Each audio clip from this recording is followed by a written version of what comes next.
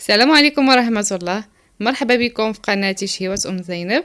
اليوم إن شاء الله غادي نحضروا حلوة اللي كتجي رائعة شكلا ومذاقا، كتجي بنينة واقتصادية، والأهم أنها كتعطي كمية كبيرة، كتجي هشيشة ومرملة.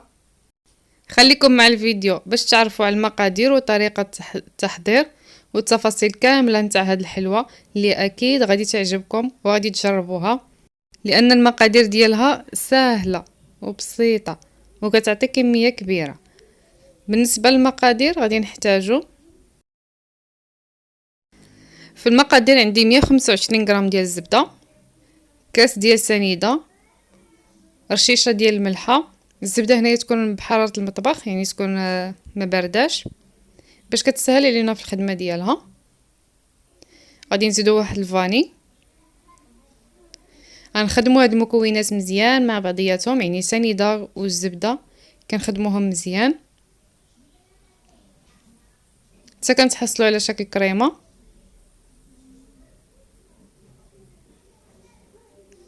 من بعد هنايا غادي نزيد كاس ديال الزيت، حتى هاد الزيت كنخدموه مزيان مع ديك الزبده حتى كنتحصلوا على شكل كريمه، يعني كندخلوا ديك الزيت مزيان في الزبده، كنخدموها مزيان وكتذوب ديك سنيده مزيان حتى هي حتى كنتحصلوا على شكل كريمه بهذا الشكل هذا.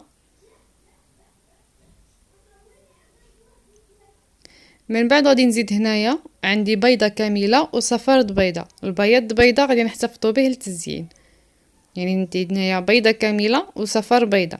عندي قشور ديال حامضه، يعني انا كنحكو غير القشره الفوقانيه، كيعطيها واحد المذاق رائع. هاد القشور ديال الحامض كتجي بنينه الحلوه.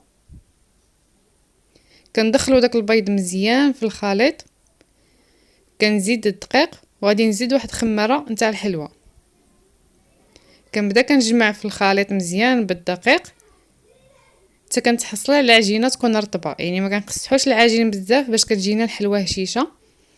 كنخدمو داك الطحين كندخلوه في العجين حتى كنتحصلوا على عجين تكون رطبه، يعني ما كنقصحوهاش بزاف بهذا الشكل هذا.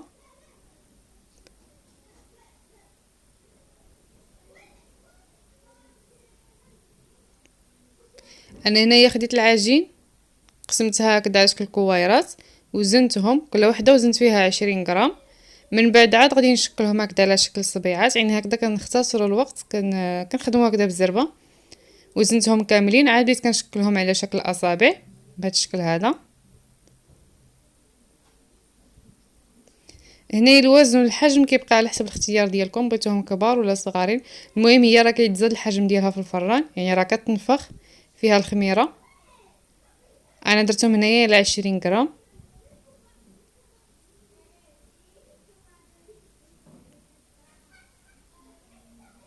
من بعد ما ساليت التشكيل ديالهم هنايا خديت بيض بيضه طربته مزيان، وخديت هنايا كاوكاو خضر بالقشره ديالو، غير مسحته من الغبره وهرمشته.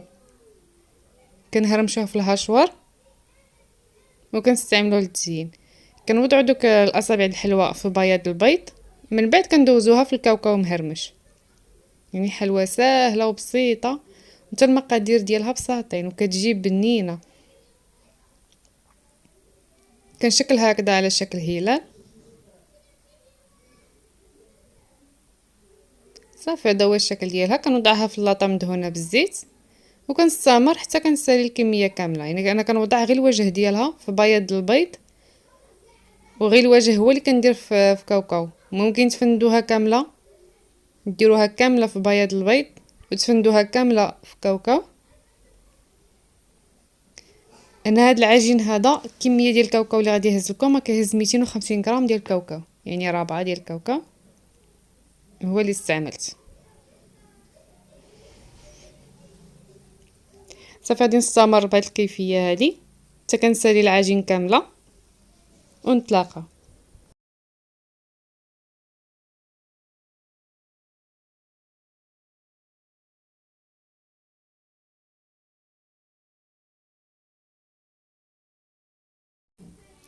هنايا من بعد ما سريتها استفتها في لاطا، دهنتها بالزيت، مدهونه بالزيت. كندخلها الفران على عافيه مهيله.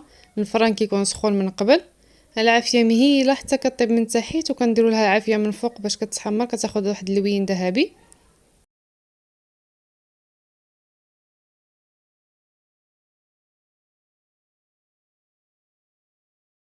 وهذا هو الشكل ديالها من بعد ما طابت. كما كتشوفوا الشكل ديالها كيجي راقي، كتجي حلوه اللي زوينه، لا في الشكل ديالها ولا في المذاق ديالها، كتجي حلوه رائعه.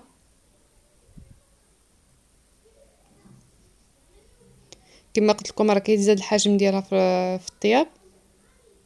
وهذا هو الشكل ديالها، كتاخذ اللون ذهبي وكنخرجوها من الفران.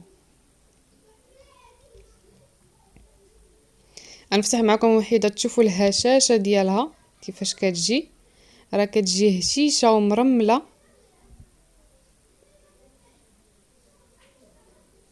ودوك القشور ديال الحامض كيعطيو واحد المذاق زوين وكيجيو باينين هكذاك في الحلوه.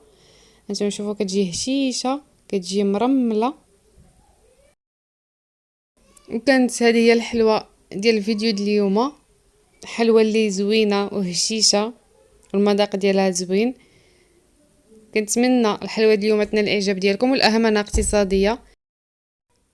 نتلاقاو في فيديو اخر ان شاء الله. السلام عليكم ورحمه الله.